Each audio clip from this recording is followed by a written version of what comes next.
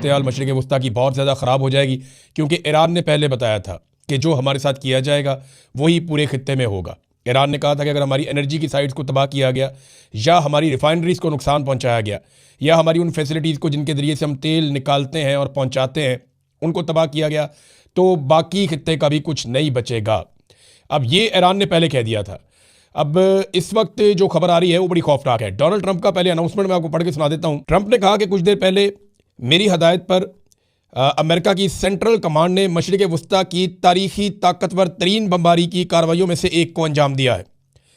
यानी सादा बात यह है कि डोनाल्ड ट्रंप ने कहा कि मिडल ईस्ट की तारीख में कभी इतनी खौफनाक बमबारी नहीं हुई जितनी खौफनाक बमबारी अभी मेरे हुक्म पे अमरीकी फ़ौज ने की है। ईरान का एक जजीरा जो है वो ताज कहलाता है, यानी ये बड़ा ख़ास जजीरा है ईरान का। मैं इसके बारे में आपको थोड़ा सा बताता हूँ। जजीरा खर्क इसका नाम है, और ये आबनाए हुर्मुज़ से तकरीबन कोई 300 मील के फासले पर है। यानी अगर आप पर्शियन गल्फ देखें ना, तो जहाँ पे आबनाए हुर्मुज़ है उससे अगर आप पाकिस्तान की अपोजिट साइड पे जाएँ, दूसरे ममालिक जहाँ पे सऊदी अरब है, यूएई है, ओमान है, ऊपर जाके कतर है, इस तरफ अगर आप जाएँ तो आपको यहाँ पे ये जजीरा मिलता है। ये जजीरा खर्क अगर आप नक्शे के अंदर देखें तो ये आपको इस जगह पर दिखाई दे रहा है। ये 300 मील दूर है आबनाए हुर्मुज़ से, और ईरान की जो मेन लैंड है, जो ईरान की मेन सरजमीन है, वहाँ से ये लगभग समुद्री रास्ते से 25 किलोमीटर के फासले पर है। और ये जजीरा तो छोटा सा है, 20 मुरब्बा किलोमीटर इसका जो टोटल रकबा है, यानी इतना बड़ा जजीरा नहीं है, लेकिन ये ईरान के लिए बहुत इंपॉर्टेंट है। मुख्तलिफ आलमी रिपोर्टों के मुताबिक ईरान की ये वो फैसिलिटी है जहाँ से वो पूरी दुनिया को पेट्रोल भिजवाता है। जब भी वो पेट्रोल एक्सपोर्ट करते हैं, जहाँ भी जाता है उनके शिप यहाँ से जाते हैं, वो यहीं से फैसिलिटेट करते हैं। और कुछ अंदाज़ों के मुताबिक ईरान का 80 से 90% तक पेट्रोल, कुछ रिपोर्टें कहती हैं कि 80% और कुछ कहती हैं कि 90%, वो यहाँ से जाता है। तो ईरान की जो आमदन है उसका ज़्यादा इन्हिसार भी पेट्रोल के ऊपर है। और अगर यहाँ पे चोट लगाई है अमेरिका ने, तो वो रिस्क ले लिया है, जिसके बाद एक बड़ी खौफनाक सूरत हाल पैदा हो सकती है। ये अमेरिका के B-2 बॉम्बर्स हैं जो रवाना हुए थे।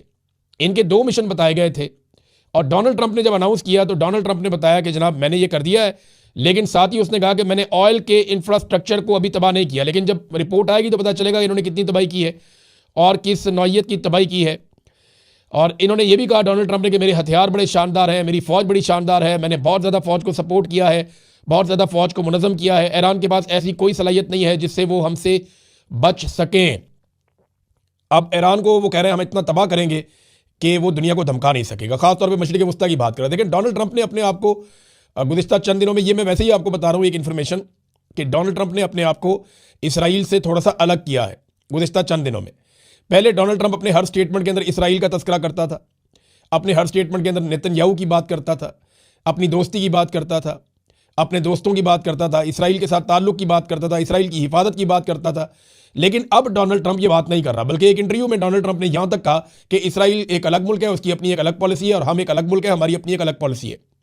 और ये कहने के पीछे जो डोनाल्ड ट्रंप की मजबूरी है वो ये है कि डोनाल्ड ट्रंप पे ये एलिगेशन लग गया अमेरिका में कि ये लड़ाई तो इसराइल की लड़ाई थी, अमेरिका ने इस लड़ाई को किस खुशी में लड़ा है, और अमेरिका अपने फौजियों की कुर्बानियां इस लड़ाई में किस खुशी में दे रहा है।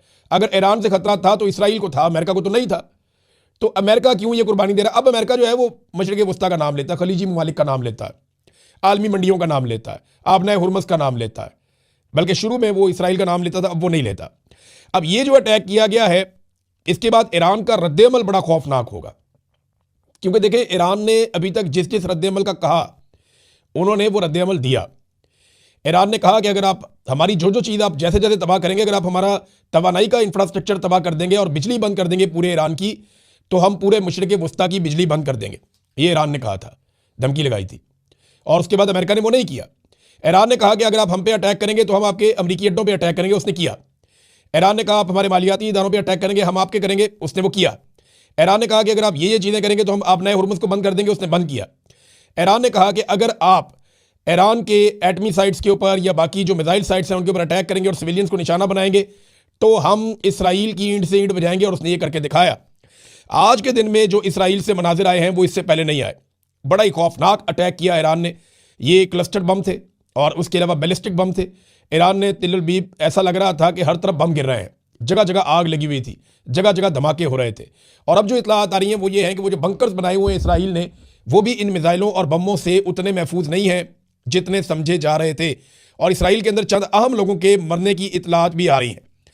अब ये सिचुएशन है, डोनाल्ड ट्रंप ने बड़ा खौफनाक अनाउंसमेंट किया है और बाकायदा वो उसके ऊपर एक पोस्ट करके दुनिया को बता भी दिया कि मैंने ये काम कर दिया है।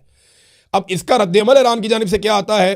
अगर ये रद्द-ए-अमल उसी तरह आया जैसे ईरान ने कहा था, तो याद रखिएगा कि पेट्रोलियम मसनूआत की कीमतें बहुत ऊपर जाएंगी और पूरी दुनिया के लिए एक लंबे अरसे के लिए मुसीबत खड़ी हो जाएगी और ये डोनाल्ड ट्रंप के शौक में हो जाएगी। नाज़रीन, काफिले आगे की तरफ बढ़ रहे हैं। आज़ाद कश्मीर में मीरपुर के बहुत सारे इलाकों से लोग बहुत बड़ी तादाद में निकले हैं।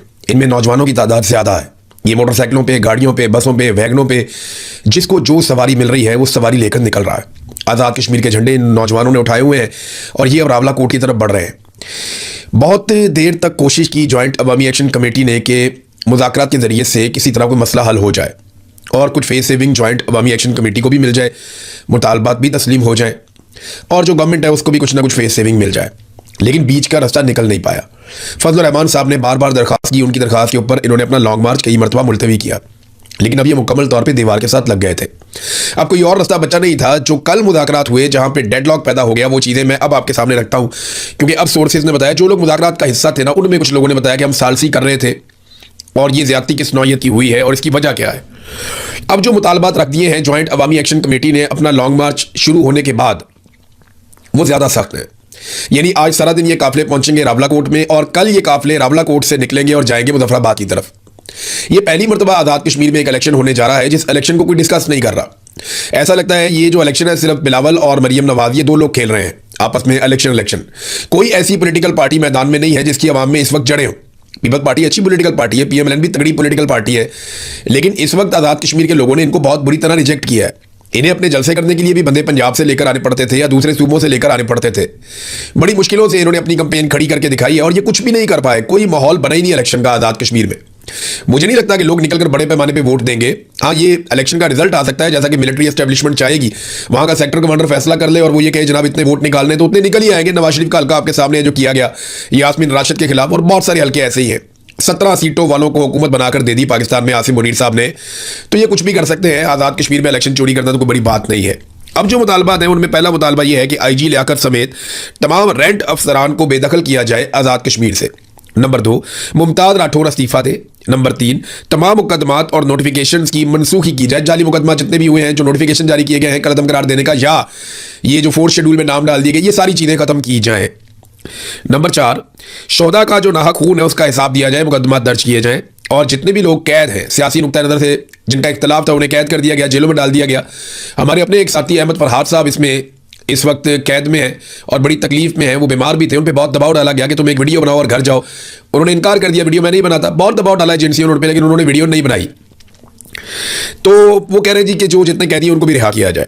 और फिर आखिरी ये है कि जितने पुराने मुतालबात थे वो सारे मुतालबात मंजूर होंगे तो हम मुज़ाकरात की टेबल पे अब बैठेंगे। वो मुतालबात क्या है ये हम सब जानते हैं। उनके 38 मुतालबात थे, जिनमें मेन और बड़ा मुतालबा ये था कि आप नोटिफिकेशन के जरिए से ये जो नशस्तें हैं जम्मू कश्मीर वाली, इनको ख़त्म कर दें या इनका किरदार ख़त्म कर दें हुकूमत बनाने और गिराने में।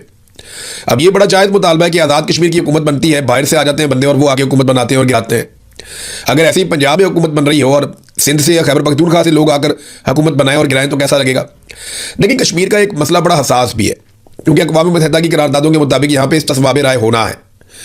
लेकिन जो मकबूजा कश्मीर के लोग मुहाजिरीन आए हुए हैं वो आज़ाद कश्मीर की हुकूमत कैसे बना और गिरा सकते हैं। अगर उन्होंने हुकूमत बनानी और गिरानी है तो मकबूजा कश्मीर की हुकूमत बनाने और गिराने में उनका रोल होना चाहिए ना। अपने अपने इलाके में हर बंदे का वोट होता है। मसला यहाँ पे भी नहीं है। अगर वो इलेक्शन भी फ्री एंड फेयर हो और कश्मीरी ही वोट डालें तो फ़र्क पड़ता है। लेकिन इलेक्शन फ्री एंड फेयर होता ही नहीं और मिलिट्री एस्टेब्लिशमेंट अपने बंदों को ले आती है बाहर से और उनके जरिए से हुकूमतें बनाती है, हुकूमतें गिराती है, उनको वजारतें देती है, अहम तरीन वजारतें उनको दी जाती हैं। तो ये एक प्रॉब्लम है जिसका कोई हल निकल नहीं रहा था। बहरहाल लोगों के मनाज़िर नज़र आ रहे हैं, अलग अलग सड़कों पर बड़ी तादाद में लोग आगे की तरफ बढ़ रहे हैं। ये रावलाकोट जा रहे हैं और रावलाकोट जाकर ये अपने मुतालबात के हक में फिर मुजफ्फराबाद की तरफ जाएंगे। इनको रोकना कैसे है वो मैं बताता हूँ अभी ये क्या कर रहे हैं। सेक्टर कमांडर और बिलावल, ये जो आखिरी मरहला हुआ मुज़ाकरात का, ये लोग गालिबन मुजफ्फराबाद में थे। कुछ लोग मुजफ्फराबाद में थे, कुछ लोग रावलाकोट में थे और कुछ लोग टेलीफोन के ऊपर या ऑनलाइन इनके साथ राब्ते में भी थे, फैसिलिटेट किया गया था। मिसाल के तौर पर आईनी माहिर हैं आसिफ साहब, मियाँ आसिफ, ये कानूनी नुक्ता नज़र से मुशावरत कर रहे थे। तो इन्होंने कहा जी कि आप ऐसा कर लें कि एक नोटिफिकेशन जारी करवा दें, लेकिन फिर जो एस्टेब्लिशमेंट है वो पीछे हट गई, जो बातें तस्लीम हुई थी उनसे भी पीछे हट गई। अफशा कियानी साहिबा जो ह्यूमन राइट्स के हवाले से वो भी यहाँ पे मौजूद थी। फिर जो एक PUF है उसके चेयरमैन भी यहाँ पे मौजूद थे, और फिर ज्वाइंट अवामी एक्शन कमेटी के लोग भी थे। एक अजीबोगरीब चीज़ हुई है जो मुझे आज पता चली, और मैं ये चीज़ कभी कहना नहीं चाहता, लेकिन क्योंकि पाकिस्तान का मसला बन गया है, कश्मीर का मसला बन गया है, मसला बहुत हसास है, तो इस पर सबको तवज्जो देनी चाहिए। खासतौर पर आर्मी चीफ को ज़रूर देखना चाहिए और वज़ीर-ए-आज़म को भी देखना चाहिए कि मिलिट्री इंटेलिजेंस और ISI के बीच में क्या चल रहा है। ब्रिगेडियर फाइक के हवाले से मुझे सोर्सेज ने यह बताया कि उन्होंने ये गिला किया ब्रिगेडियर फाइक ने कि आप MI के कहने के ऊपर यह एहतजाज कर रहे हैं, आप MI के कहने के ऊपर आप आगे बढ़ रहे हैं, लॉन्ग मार्च का ऐलान कर रहे हैं, आप ज्यादती कर रहे हैं, आपके पीछे MI का हाथ है। ये ताना उन्होंने दिया, MI आपको बैक करती है, इनके कहने पर आप लॉन्ग मार्च कर रहे हैं।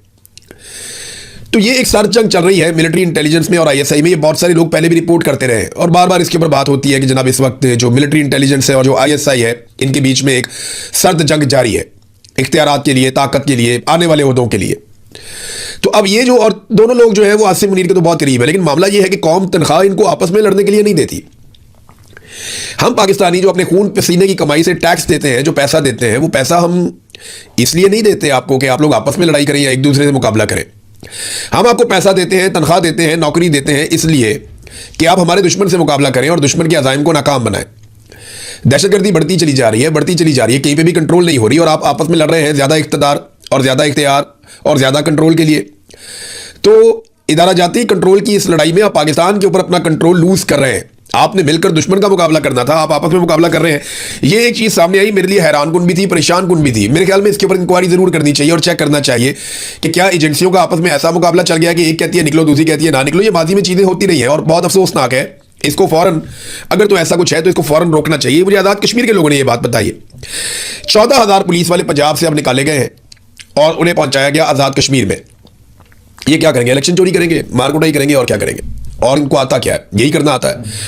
लेकिन एक बड़ा वैक्यूम पैदा हो गया पंजाब में।